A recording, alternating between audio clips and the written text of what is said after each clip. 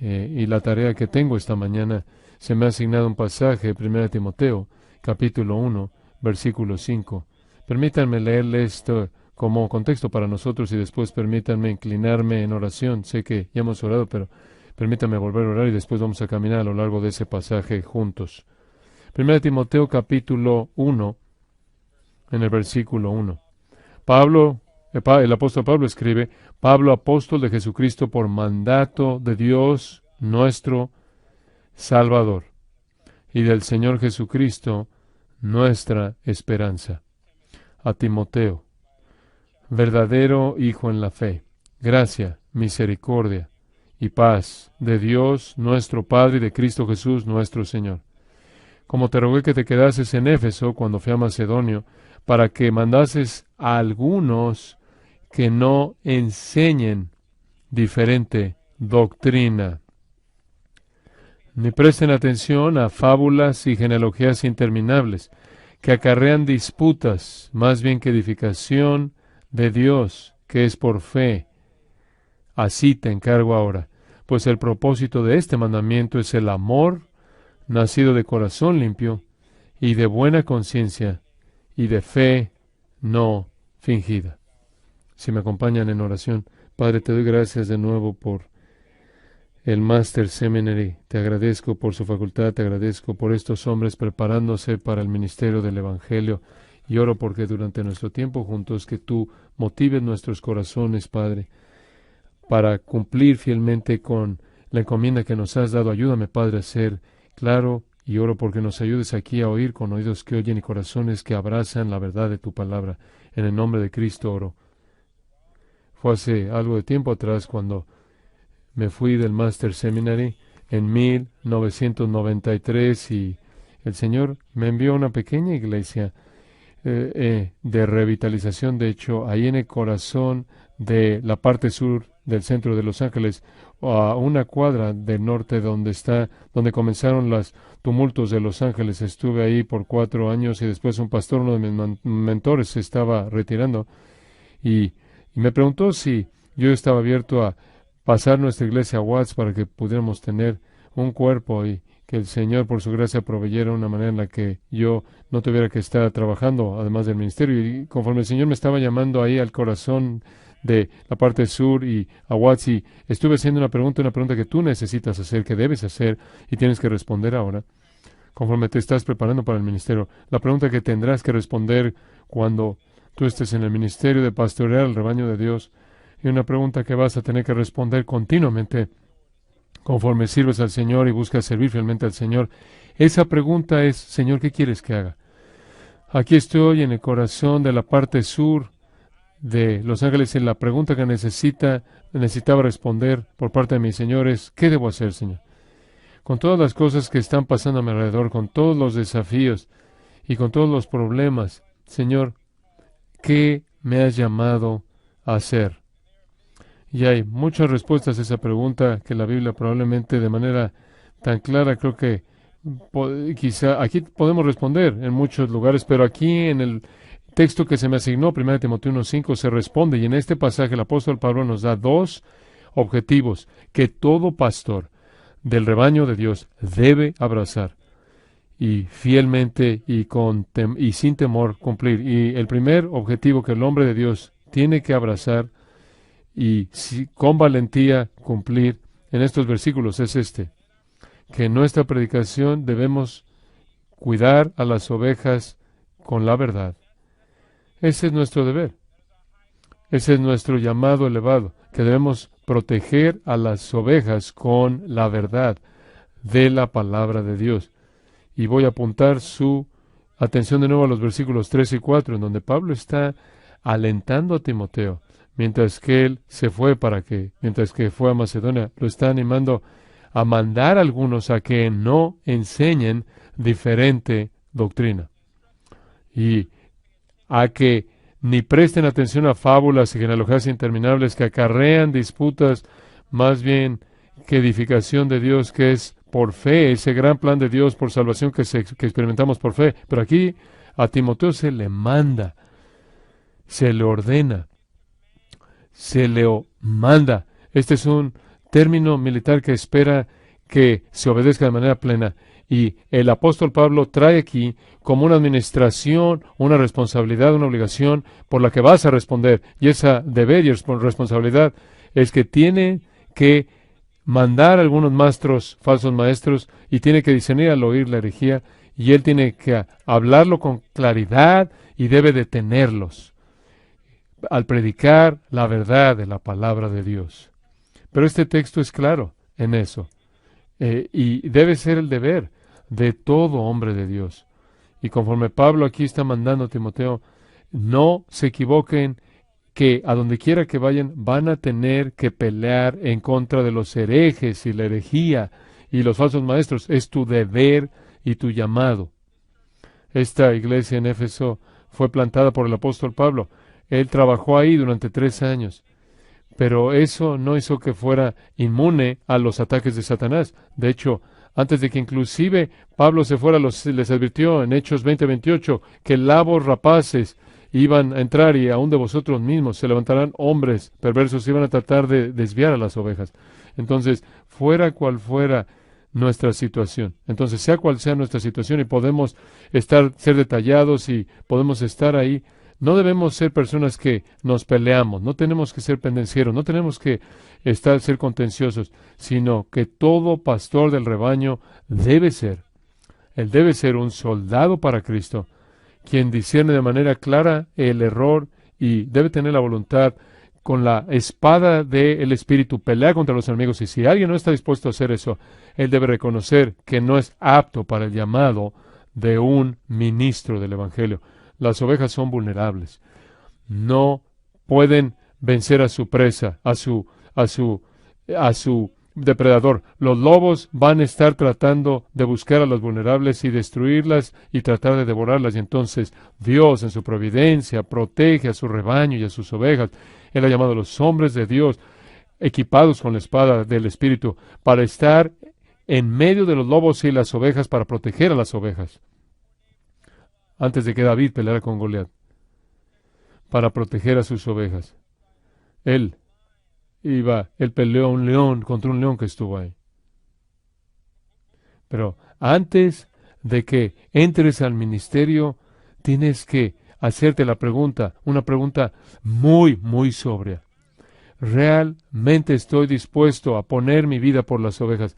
¿Estoy dispuesto a ponerme entre las ovejas y lobos, los lobos que sin duda van a querer atacar a las ovejas? Éfeso, esta iglesia, aunque era muy sana, el Señor ahí estableció un ministerio que permitió que fuera atacado. Y Pablo está diciendo en 1 Timoteo capítulo 4, como el Espíritu de Dios dice, pero el Espíritu dice claramente que en los postreros tiempos algunos apostatarán de la fe, escuchando espíritus engañadores y a doctrinas de demonios. Cómo esas doctrinas son expresadas a través de falsos maestros. Y los hombres de Dios necesitan tener el oído sintonizado de tal manera que puedan discernir, de identificar una mentira. Y como en el libro de Judas, se metieron encubiertamente y van a tratar de desviar a las ovejas y devorarlas. Y hay un antídoto a todo eso, y la Biblia lo llama al hombre de Dios que pastorea al rebaño de Dios, que protege al rebaño de Dios. Me encanta la historia de Gedeón. Y Gedeón continúa reduciendo el ejército de diferentes maneras para que la gloria de la victoria sea de él y solo de él. Y ustedes están conscientes de el texto en donde Dios está reduciendo el ejército en el capítulo 7 de Jueces, versículo 3, y dice, por lo tanto, venga, proclamen a los oídos del pueblo y digan, aquel que tenga miedo y tiemble. Y de toda esta masa de 22,000 soldados, ¿quién de ustedes tienen miedo? Regresen y váyanse del monte de Galad. Y entonces 22,000.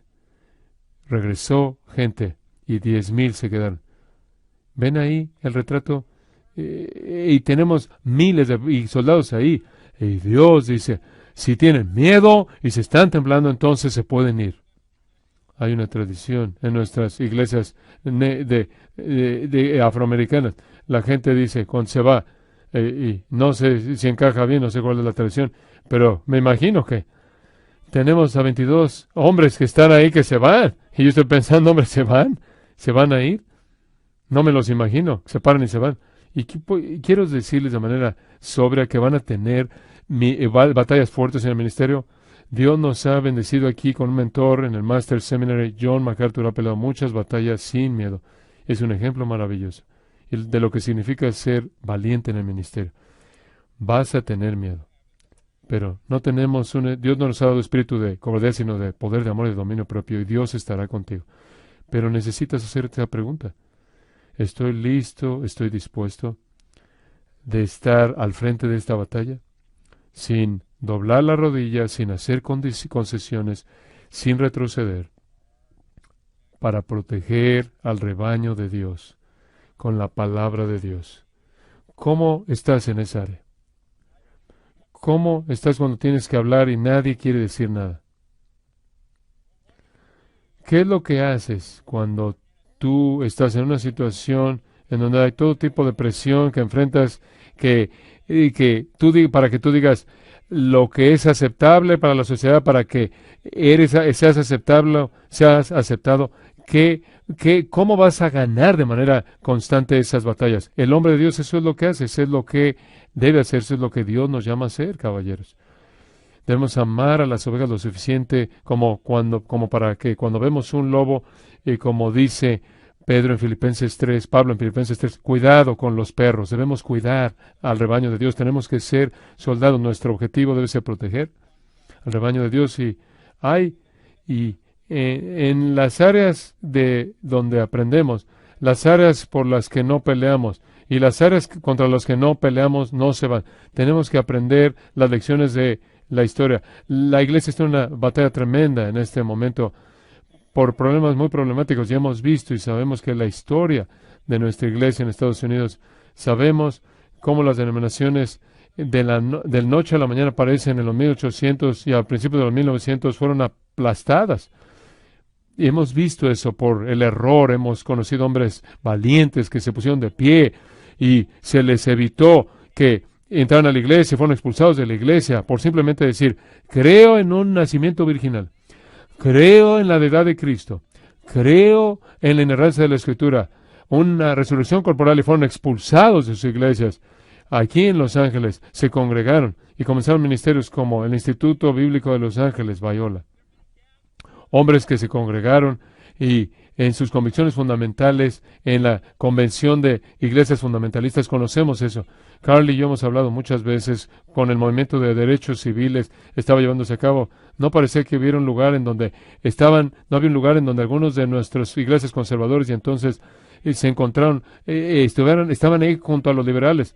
Y fue un matrimonio que no se llevó a cabo y no terminó cuando algunas de las victorias se acabaron después de los derechos civiles. Y muchas iglesias continuaron en esta tendencia liberal y elegada de Martin Luther King. En mi contexto, en mi comunidad,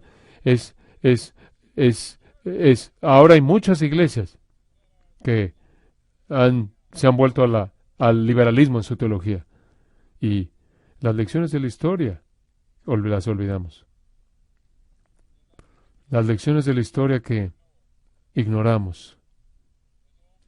Esas batallas antiguas que actuamos como si no pueden volver a regresar. Satanás no necesita trucos nuevos.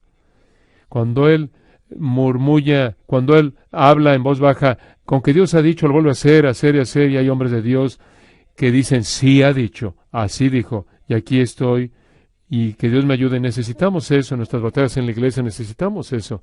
Necesitamos conocer a pastores que son pastores, que aman a las ovejas lo suficiente como para estar ahí en la brecha.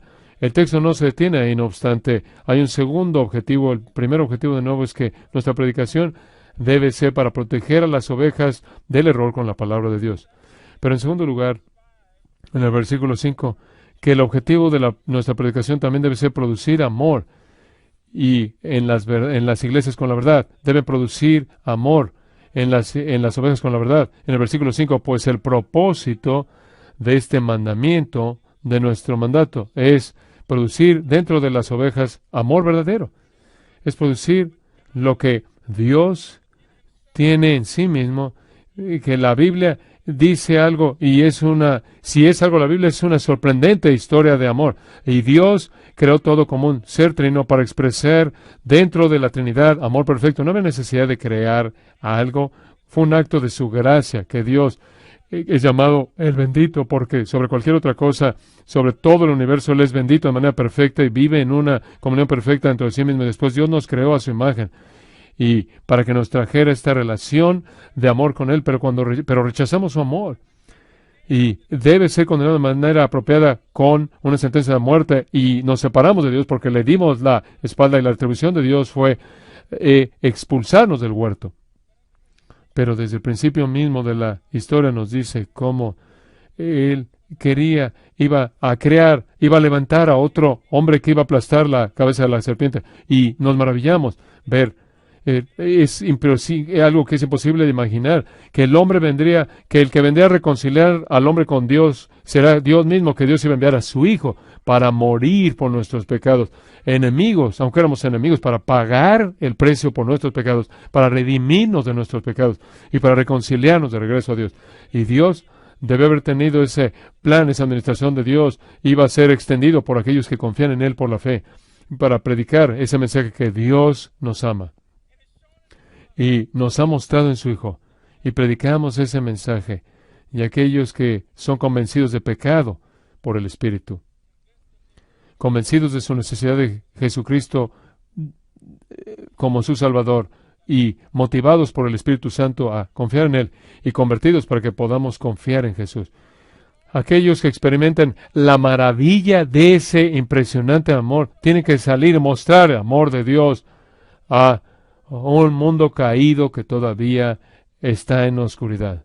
Tengo un amigo que cuenta la historia de un hombre muy rico que amaba a los animales, y él tenía todo tipo de animales, con el pedigrí más sorprendente, y un día él trajo a casa un perro peculiar, y toda persona que trabajaba veía en este perro. ¿Y qué pasó con este perro de la calle con lodo? Pero él se preocupó por ese perro y cuidó de ese perro y lo curó sus huesos y lo atendió y cuidó de ese perro. Y de pronto el perro de la calle se fue, huyó. Y todo el mundo dijo, esos son los perros callejeros. ¿Por qué? ¿Qué haces con esto? Así son los perros caballeros, los perros callejeros. Y para sorpresa de todos los que trabajan en la casa, regresó el perro callejero. Pero el perro callejero no regresó solo. El perro callejero traía todo perro callejero que estaba en el vecindario. Y yo conozco un hombre que los alimenta. Conozco un hombre que los va a curar. Conozco un hombre que los va a ayudar. Entonces conocemos ese hombre y su nombre es Jesús. Y hay una misión, hay un plan que Dios está cumpliendo. Y Él quiere que salgamos en el amor de Cristo y con la supremacía de predicar el Evangelio para amar a este mundo quebrantado y caído.